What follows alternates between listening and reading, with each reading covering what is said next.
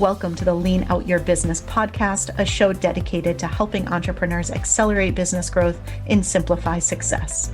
I'm your host, Krista Grasso, and I've been working with businesses for more than 2 decades to help them lean out and optimize what's working while eliminating anything that's not adding value. So if you are ready to get more time back in your day, more profit in your business, and to do business differently, growing and scaling on your terms, let's dive into today's episode.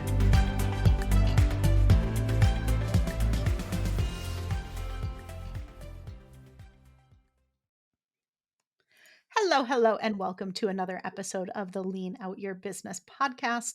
Today, we are going to be talking about high achievement, which is one of my favorite topics because I think most of us are absolutely high achievers. However, with high achievement, I think we need to be really careful that we're doing it in a super healthy way.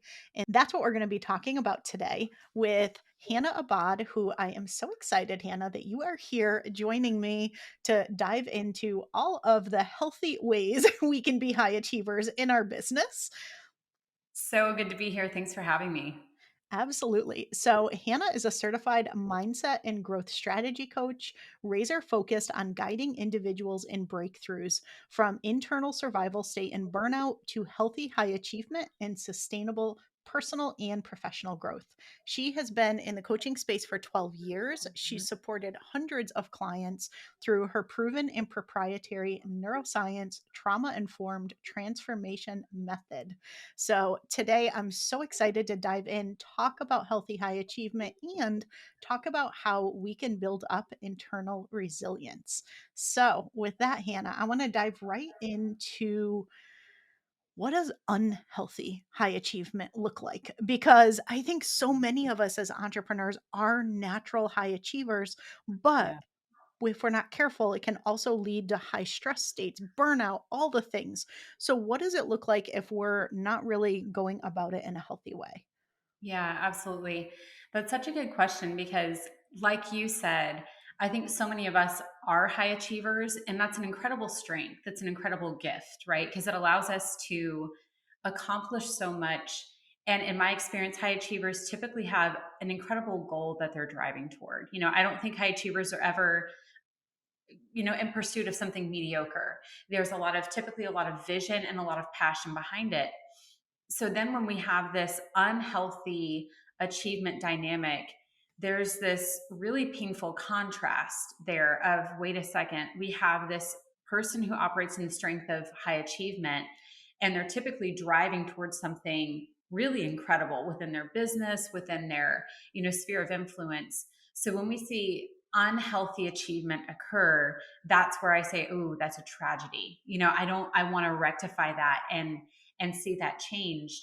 And what I find so often where we tip the scales from healthy high achievement into unhealthy achievement is where the intrinsic motivating factor inside has become dysfunctional. And there are a number of reasons how that can occur, how we can shift from creating, growing, and serving from a place of vision and excitement and passion. And I'm not saying you wake up every day bounding out of bed, but where that internal driver is based on desire, passion, service to, in my experience, 9 times out of 10, unhealthy achievement is stemming from a place of fear. When we just part the clouds, when we pull away all the fog and all the noise, the primary driver is fear. And it can be fear of disappointment. I don't want to disappoint my team. Fear of failure. I can't fail on this mission. When we just distill it down, 9 times out of 10, that driver is fear. And the thing about fear is it is highly motivating, and it can lead to dramatic achievement, but it's very costly. It comes at a very high price, and that is our mental, emotional, and physical well-being, which is then when we then see these surface symptoms that we call stress, burnout, which are very real. I'm not saying they're a surface problem, but how it appears on the surface is, oh, I'm so stressed, I'm so overwhelmed, I'm so burned out. And that really sad place where it can be like, this very thing I've built, this very thing I love, I kind of want to burn it to the ground and walk away just to get relief. Those are all the indicators that we're not in healthy achievement. Well, it's funny too because this year I found, I don't know if you found the same, but I am seeing that so widespread Yes. across so many businesses this year. Yeah. Well, and think about it, regardless whatever's happening in your personal life, which our personal lives don't stop. And that's a thing that I think is so important in this is we can often want to compartmentalize our work life and our home life, our personal life. Like, well, when I show up to work, I put on my boss hat and I lead. But the person that you are at home is the same person that you are in your work. And so you can't compartmentalize the two. So there can be so many contributing factors to that. And like what you were saying this year, I mean, there's so much conversation around recession, inflation, all of the instability in the world, the stressors that we are exposed to daily, like the information overload. We didn't used to have access to nonstop information, the good, the bad, the ugly. We're now processing and filtering through that as humans. Whatever is happening in your personal life, my family went through a cross country move. We lost my dad last year. There were just personal contributing factors that it can all play into just, yeah, the weight that we carry that we're then trying to get results out of an unhealthy place. Like, it's again fear based. Yeah. Yeah, I'm so glad that you said fear-based because I think that's such a good word for it, and I think sometimes people might attribute other things to it, but at the end of the day, I think fear is absolutely the underlying cause of all of it. So I'm so happy you Mhm. shared that. Absolutely. Yeah. Now, what do you think when you do think of when people end up in that state of being really stressed or being overwhelmed, or whether they're in kind of little b burnout or whether they are full fledged all the way into the burnout cycle, right? Which Yeah. sadly, many of us have been there. I have worn that badge and I will not do that again. Um, Mhm. but what are some of the kind of root causes of that, and how do we address that so that we stay in a healthy place of high achievement instead? Yeah. So my theory on this, my perspective on this can be a little unpopular among the high achieving crowd. I resisted it as a high achiever myself, former perfectionist, recovering workaholic myself. I resisted it. I was like, absolutely not. And then again, when I pulled away all the fluff, what I was left with is my theory, my perspective on this. And it's this very idea that we are either surviving or we are thriving. There's those two. And yes, we have some middle ground between the two because we're not always going to be at peak performance and we're not always going to be at the bottom of the pit. There is a range between the two. But as humans, basic psychology, we are either surviving or thriving. So when we're in a survival state, our brain's primary function, I'm not saying singular, but our brain's primary function is to protect. It goes into protective mode of how do I protect my resources? How do I protect my life? How do I protect the ones I love? We go into protective mode. And then when we are in a state of safety, so that's in survival state. And then when we're in a state of safety, AKA in the capacity to thrive, not just survive, our brain's primary function is to create. So one is to protect or be protective, and one is to create or be creative. So when we're looking at this basic idea of like, okay, if I am in little b or big B burnout, if I'm at the pit, what got me here? So often, what we have to look at is what flipped on my survival response. Because you're probably in a survival response, either an extreme survival response or a subtle survival response. Something occurred that you went, I'm not safe. I'm going to shift into survival state. And that's the place from which I'm going to operate. And I'm not saying this is all in your head. I'm not saying, oh, you made that up. Like there can be very real dynamics like, oh, a massive recession, my business is under threat, or, my partner's job, they just got laid off and now I'm carrying the financial load. There can be very real dynamics in play that kick that survival response into motion. And then when we stay in that state long term, because it's meant to be a short term mechanism to get us to safety, and then we come back into safety state and go, now, how can I create? How can I innovate and solve for this problem and do something really powerful and creative, to create financial stability in my business, to whatever the situation may be? But the problem is when you don't come out of that survival state response and you stay in survival state, you don't shift into safety, that depletion is high. We're designed to be in survival state for a very short term period. Like, hey, get to safety and now come back to, thriving and creating. But so often we don't recognize that that shift needs to be made. And that long term chronic state of survival, like I said, it's so costly because it is fear based. At the basis of survival is I'm under threat, I'm scared, I need to get to safety.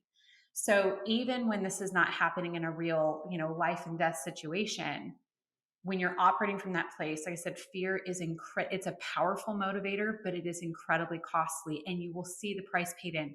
I'm so depleted. I'm just exhausted.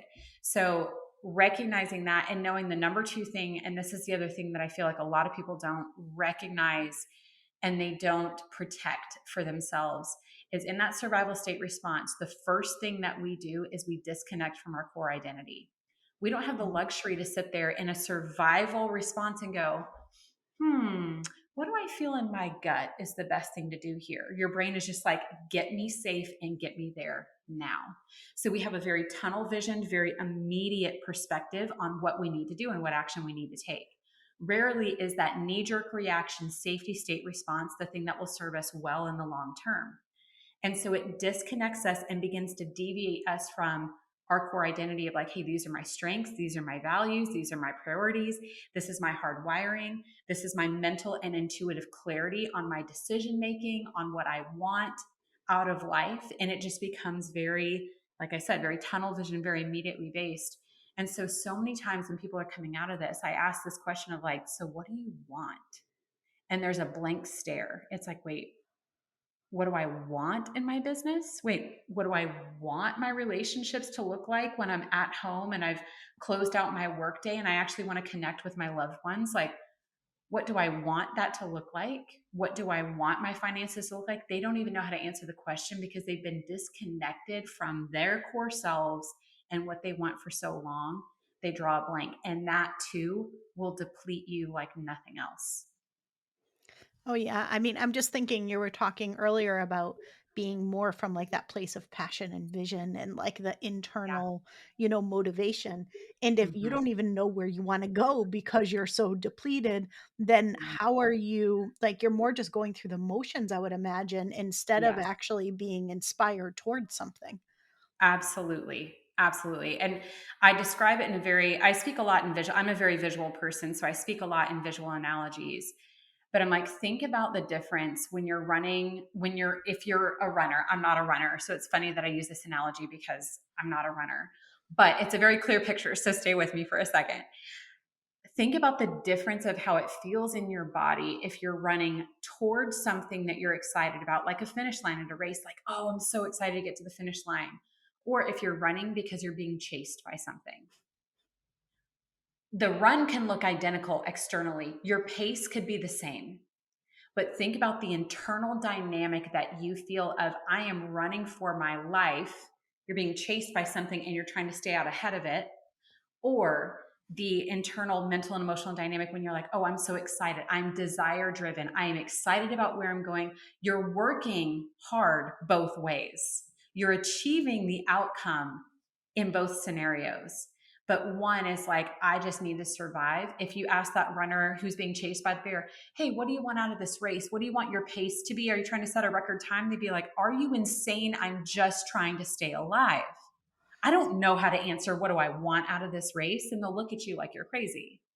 But the person who's like, oh yeah, I want to hit my like PR. I'm so excited to hit the finish line. I'm so vastly different. What do you want? Oh, I want this to be my record time. And I want to just cross that ribbon and feel the victory. Vastly different. The difference between fear and desire being your motivator changes the game. That's such a great analogy. I love that because you're right. From the outside, if you don't see the bear and let's assume for a moment you're not like in the woods and in a place you would expect to see it, like the setting is the same. Like to the outside observer, it's the same exact thing. And Right. yeah, like you said, start and finish might almost be similar. The outcome is similar in a way, but the motivation totally different. Right. How you got there, the motivation to get there, and how you drove yourself to get there, Mhm. so different. Mhm. So, if we're in that place where we feel like we're being chased by the bear, how Yeah. do we get back to a place of realizing that maybe it doesn't need to be as fear based, or maybe we really can look forward and get some of that more vision oriented motivation Mhm. instead of being more fear based in our actions? Yeah. So I have a couple of different thoughts for that one. One, I have found a very common trend among us high achievers, and I will always include myself in this group because I just have to be honest and transparent, is so often there's an addiction to stress that has to be handled. And people go like, "Are you're crazy, right? I hate stress. I hate how stressed I am. That's one of the pain points I brought to you to begin with. Like I'm so tired of being stressed." I'm like, yes, but if we're so tired of it, then why are you still engaging with it? And the key is like we only engage with things even if we hate it if it does something for us. Like we will maintain some form of attachment, we will make an excuse of some kind to keep it around because it does something for us. And the thing about stress is it gets us results. It pushes us forward. But again, at the basis of stress, when you pull away all the fluff, is just the plain, boring word of fear. There's no way around it. So then when you go, okay, so if we're asking for the solution, how do we make that transition? It's getting really deeply honest with yourself of what what am I actually afraid of? Like when I step back logically and I look and I joke and I say, there's no actual bear chasing me, then you really have to ask yourself, then what is the fear driving me? Like, what is my bear? When there's no actual bear, but my brain wants to create the bear because the stress gets me results, thus the addiction to stress, what am I actually afraid of? And that's where we're typically tracing back a long time before your current set of circumstances. You didn't wake up one day and say, I love being addicted to stress. I want fear to motivate me and get me my results. You have to trace back and go, when was the first time that I was really afraid and running from the bear got me results? Because every time we carry a belief like stress gets me results, and it's probably not that blatant thought because we would reject that and be like, oh, I don't want stress. But when we recognize the thoughts that drive our performance, they're always rooted in an experience. We don't develop our thoughts out of and beliefs out of thin air. They're always, every single human being views life through the lens of their experiences. They form ideas, opinions, beliefs based on their experiences. Somebody told them something, their family of origin, their culture, their life experiences, their trauma, whatever it may be, shaped their lens. So then when you go, when was the first time I was really afraid of something and these beliefs were planted that got me to safety? But the thing is, I never flipped that switch back off. When you go back and do that, not only, so this gets into the neuroscience, once you process that situation, you can distinguish and separate yourself from the reaction of fear and get your brain malleable to actually absorb beliefs that are actually based in fact, not the sensation of fear. It's this fact versus feeling, oh, I'm actually safe. And with that, now that I've brought myself into a state of safety, guess what I get to do? I get to actually reconnect my core identity of, oh, there I am. Not my survival adapted version of me who runs and pushes and drives and is just pedal to the metal all the time. I can actually step back. I can breathe. I can get perspective. Your brain becomes, in survival state, your brain is rigid. Your mental pathways, those neural pathways, rigid as they can be. When you're in safety state, they become malleable and you go, what is actually going to get me to my desired outcome? And what is the enjoyable, aligned way to get there? Where I go, oh, I want to get there this way, not that way.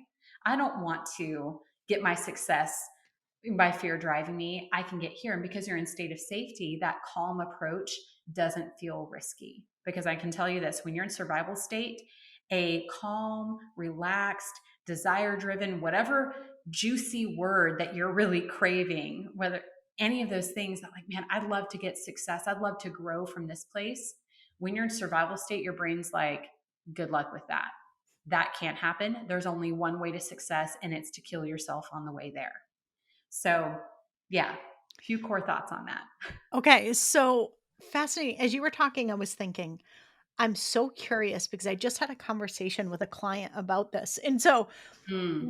do you find that people recognize when they are actually in more of a fear-based state, or do they think they aren't and that they're just chugging along and being high achievers and getting stuff done, and do they not recognize it sometimes? That's a fantastic clarifying, distinguishing question. And the majority of the time, they do not realize that they're in that operating state. And I'll tell you this, like, I didn't know. Like I outed myself a few minutes ago when it was like, hey, this is the actual solution to changing the way that you're operating, the way you're getting results, so that you're not a burned out, depleted mess on the way to get there. I rejected it wholeheartedly. I was like, no, that's not it. That's not me. And the thing is, so often externally and even your external evaluation of yourself, not an introspection but an external evaluation of yourself, I think we rarely show those signs that, oh, fear is actually the thing driving us. Because if you asked any of my surrounding community, the people who worked around me, the people who had access to my life, do you think Hannah is fearful? Do you think she is like scared out of her mind half the time? Do you think, and even then, I didn't recognize that it was fear that was driving me.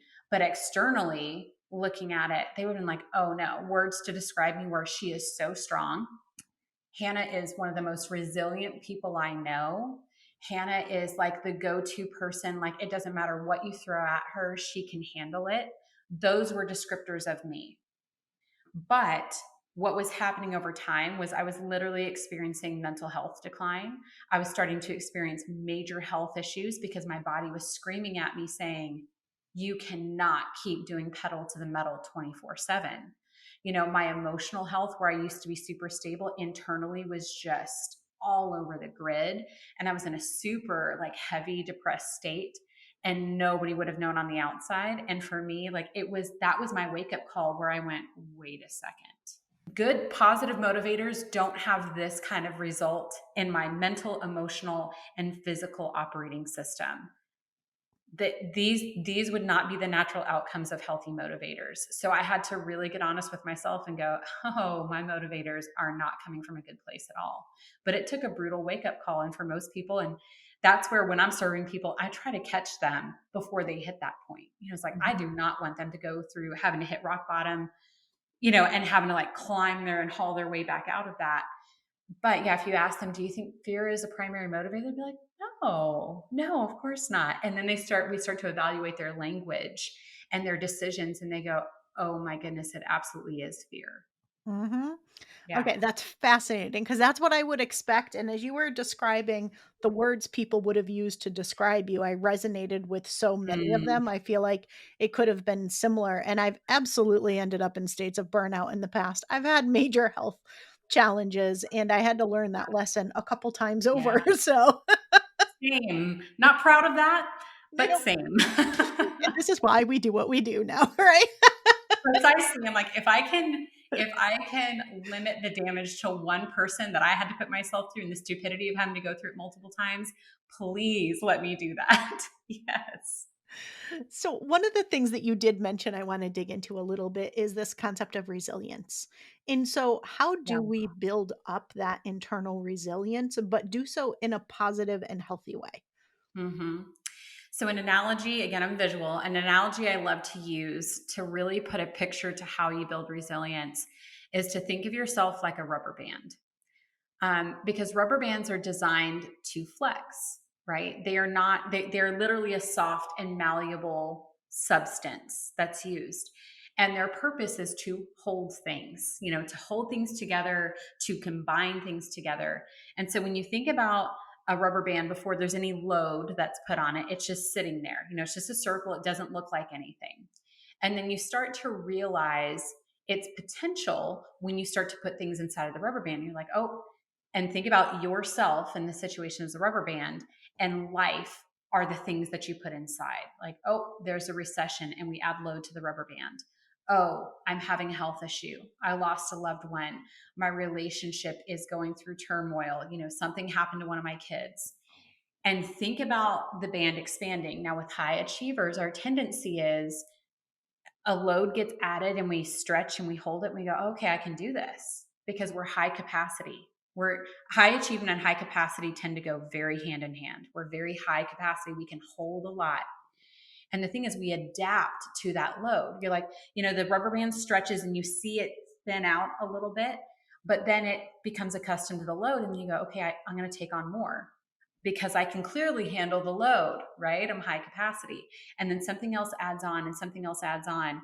And then you're at the max before the rubber band would snap and you hold there. Now, what happens if you leave the rubber band holding its absolute max capacity load long term? And I'm talking like you really leave the rubber band with the load in it. You come back to it and you go to pick it up. And what happens with the rubber band? It has become brittle. It doesn't Mhm. snap because you added more to the load. It breaks because it has been stretched to max capacity for so long that it has lost its resilience. So Mm. even as you take the load off, it just crumbles and disintegrates because it was stretched so far for so long, its resilience is gone. So, using that same simple picture, when we build internal resilience, when you build internal resilience in a healthy way, you have to think flex because we as high achievers love being at our peak performance and our max capacity all the time. It feels good. We're like, yes, I'm at the top. I'm at my peak. It feels really good. And I'm not saying it shouldn't feel good. But what I'm saying is it is unhealthy, unrealistic. We are not wired to be at our peak performance and our max capacity all the time long term. We as humans, we are not robots. We are designed and made to flex. So when you recognize like, oh, I've been in a season where there's been a lot of load added on, like from a lot of different angles, you have to look at that rubber band and go, first, I make a decision. I will not hold this load long term. I have to offload something to get some give back in my rubber band. And I've got to be really okay with going like, I need to reduce my load, whatever that may look like.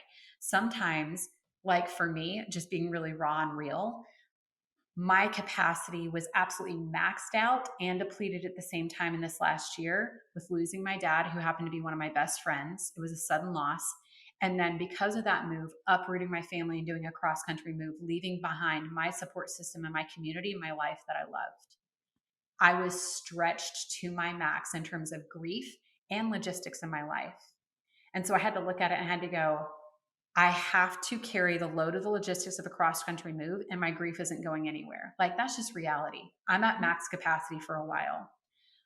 But as we completed the move, I had to become absolutely brutal in cutting out anything that I could out of my load. Things that normally totally have capacity for, no problem, not burdensome, not heavy whatsoever. I don't have capacity. I had to lighten my load so that I could carry the things that weren't going to go anywhere, like my grief for a little bit. Lightening your load can look like grieving, and that's a whole other conversation of how that's essential to healthy high achievement. But it was just going like, I can't hold this. I actually have to move through it. I have to process through my grief so that I'm not carrying this long term. So bottom line, building healthy internal resilience, the number one thing I would bottom line it with is you have to think about yourself as flexibility. Like, I have to pursue flexible. I can absolutely expand for increased load, but I have to contract. I have to eventually contract. And what is it going to take to do that? And I can't get addicted to peak performance and max capacity all the time. I have to humbly recognize my limitations and go, my load has to lighten so that I can continue to expand, contract, which is the picture of resilience.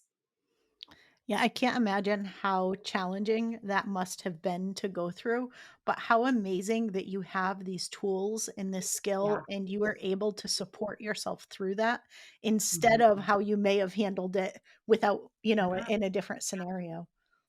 Absolutely. I'm really it's been a kind of a wild year of realizing how grateful I am for the tools that have been integrated over the years because I can look back at past seasons of grieving and loss and recognize like it took me years to go back and undo the damage that I did to myself by caring more than I should have and not processing in a healthy way, and how I had to pay the price for that later. And just going, not saying I'm doing it perfectly, I don't think we ever can, but doing it in such a healthier manner, going like these tools are literally helping me not just keep my head above water, but I can truly say I'm okay. And not because I numbed out, not because I'm ignoring it, not because I'm trying to be superwoman. I can honestly say I'm okay and my family's okay. And I still showed up for my family, and I'm still able to show up and do the work that is life giving to me that I didn't want to put on hold because it gives me life and I'm made to serve. I'm very grateful for it. Yeah. Fantastic. So tell everyone about what you do and where they can learn more about you and anything exciting that you have coming up that you want to share. Yeah, absolutely. Thank you. So yeah, I work with, I don't think this is going to come as a big surprise here. I work with high achieving visionary leaders, either within their own business or within a larger business that they are a leader within. So I work in a one-to-one support capacity for people because this is a very, um, I am root cause. I'm like, hey, I'm not going to give you a band aid approach. So I work in a one to one capacity with high achieving visionary leaders, to bring them, yeah, out of survival state into really incredible, healthy, high achievement. So one to one is really my sweet spot, and I'm currently completely booked, but signing clients for 2024, which I'm very excited about. I'm excited to just work with the next wave of people who are no longer looking to, maybe they've already leaned out their business, wink wink at you, they've leaned out their business, they have their systems and automations in place, they've dialed in their team, and they're realizing like, ooh, the change that needs to happen is really internal. This isn't something I can outsource. This is an inside job. So that's who I'm serving. And I'm also opening up for business leaders, owners who are in similar industries. I am opening up next year a group dynamic where we have 3 to 4 curated people in one group who are really after the same breakthrough and outcomes, really guiding them through that. So that's going to be a new opportunity to work with me in 2024. Oh, so exciting. So tell Yeah, people where they can find you online. absolutely. So I love connecting with people in real conversation. So you can always find me. If you go to my social media channels, do not judge. I'm not. I don't post that frequently, but I am daily in the DMs because I love the conversation. So I'm there, I'm active. There is a great bank of resources and information I've built over the years, free access, of course, like just binge all the content on social media at Prime Collaborative. That's my handle, but you can definitely find me in the DMs. I love the direct conversation. You can email me at hannah@primecollaborative.com, or you can also check me out on my website at primecollaborative.com. Fantastic. And all those links will be down below in the show notes. All right. So now I feel like you kind of answered this throughout the entire episode, but I want to Right. hear anyway. How do you work smarter, not harder, and keep things lean in your business? Ooh, so good. I had to really address that. Krista, I needed you a long time ago. I'm like, why weren't you on my radar like 8 years ago? So something I've definitely done is become unapologetic about being a very value identity based business. And what I mean about that is if it doesn't align with my core values, I don't do it.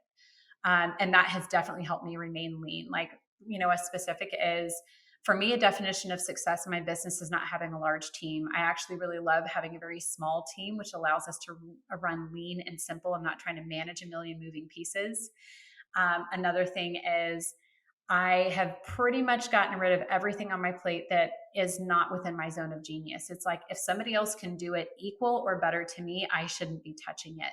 So I don't touch it.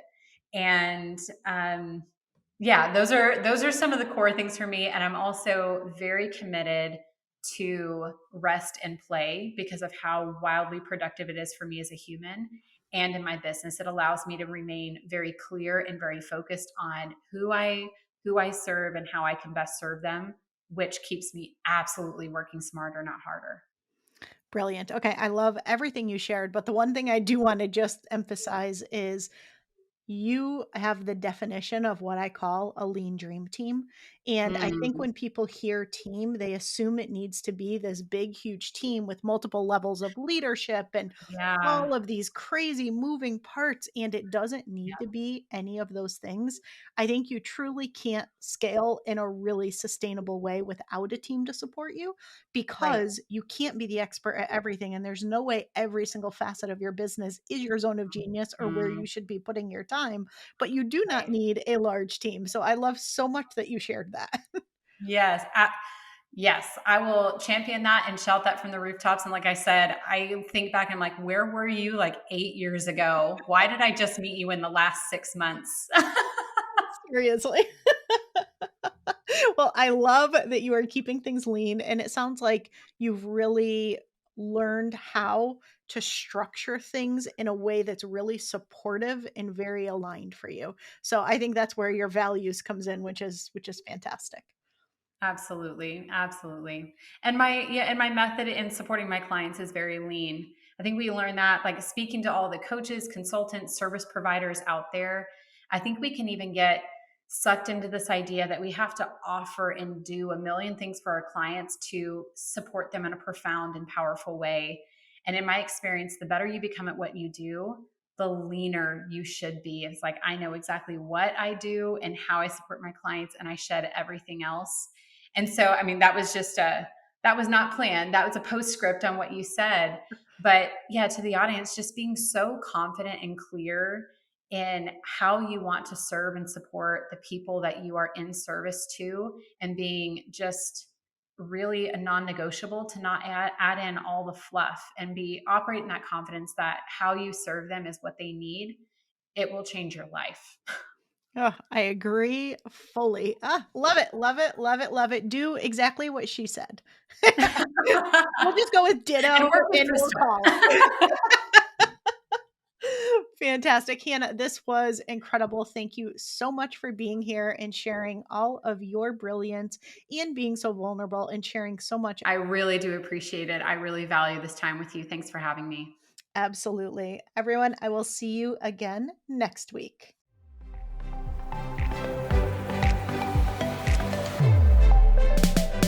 Thanks so much for tuning in to this week's episode. If you have not yet taken our scalability assessment, I invite you to head to leanoutmethod.com/assessment and take our interactive assessment that's going to help you look at how simple, how sustainable, and how scalable your business currently is. It includes personalized recommendations of where to focus next to get your time back, to increase your impact, increase your profits, and ultimately step into your rich, fulfilled life. And finally, we'd love to see you inside our signature program, Simplify to Scale. You can head to leanoutmethod.com/ops to find all of the details on how we can help you uplevel your operations and get out of the day-to-day of your business.